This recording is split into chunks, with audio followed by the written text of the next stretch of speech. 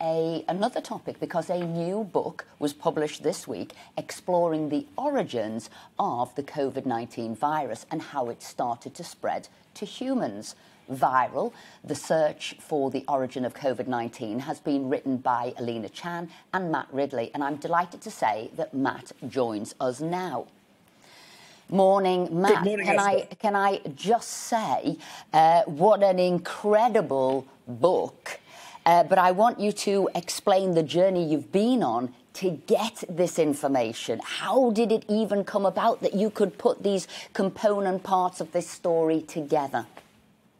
It's been an extraordinary adventure, and we've written something that I hope is a bit like a detective story, although it's not a topic, it's not an entertainment topic. This is a horrific event where millions of people have died, and it's absolutely vital we find out where it came from so that it can't happen again.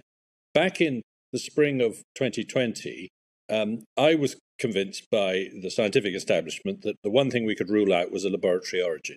This was bound to have come from a food market.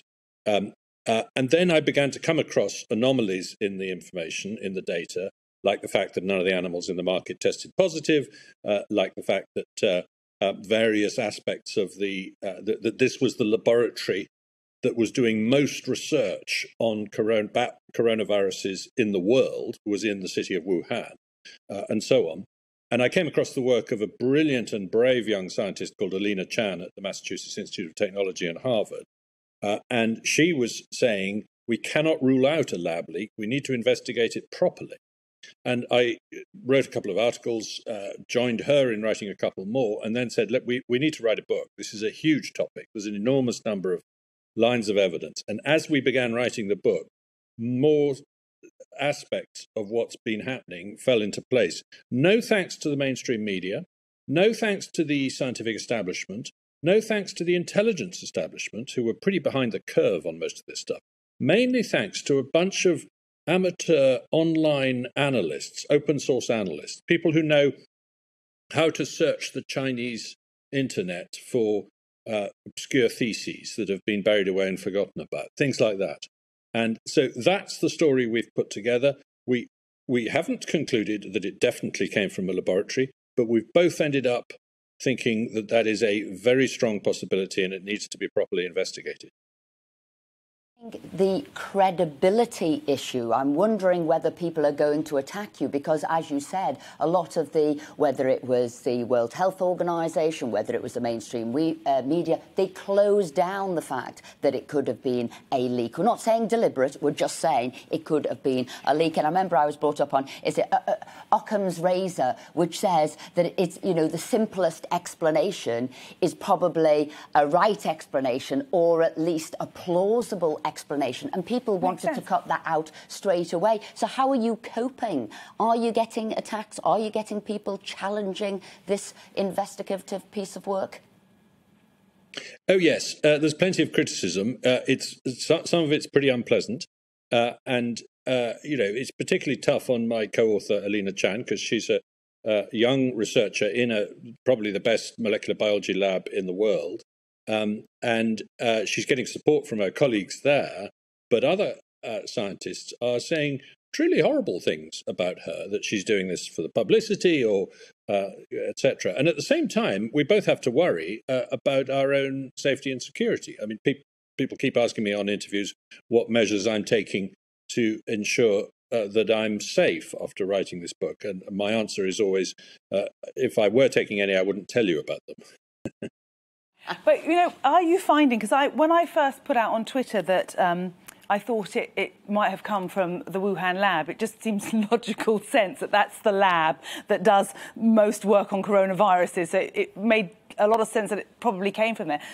This is right at the beginning of the pandemic, I got called a racist.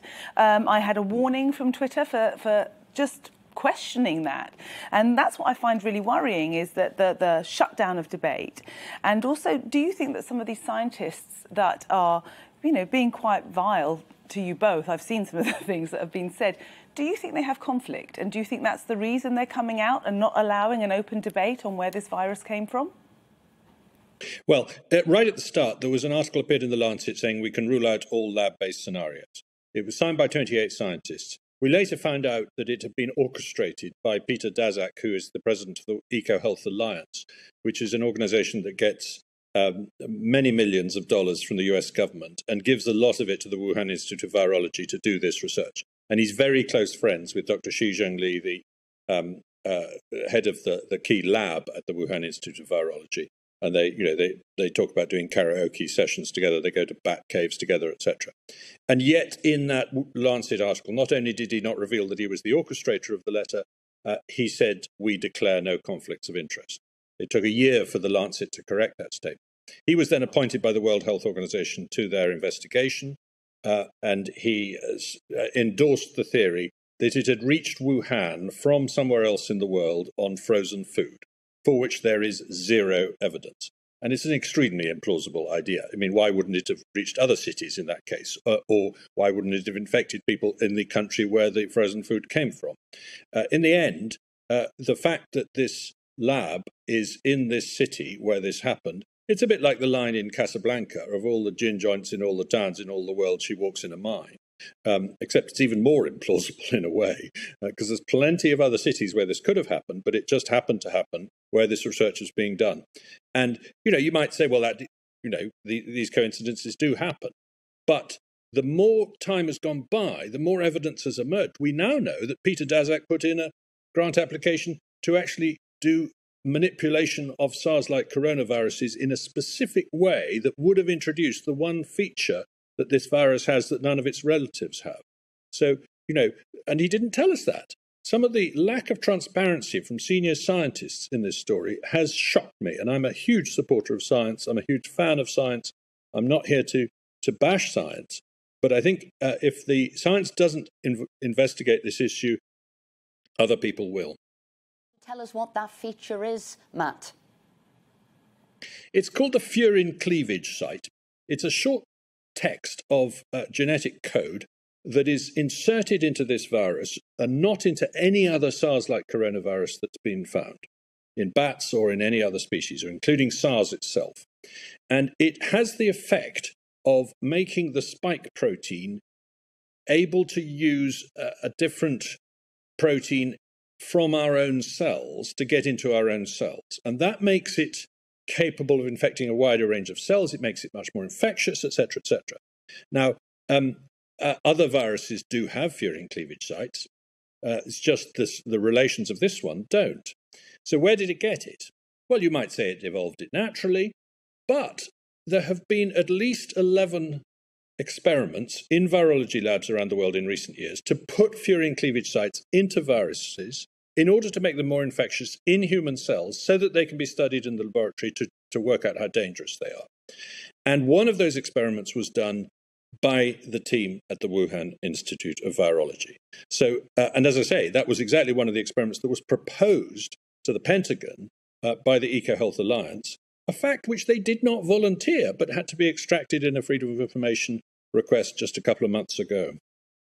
Matt Ridley, I want to thank you very much indeed for joining us this morning. I know the book is out this week called Viral, and that's with Alina Chan and Matt Ridley. So if you want to know more about where coronavirus possibly came from, then do read it.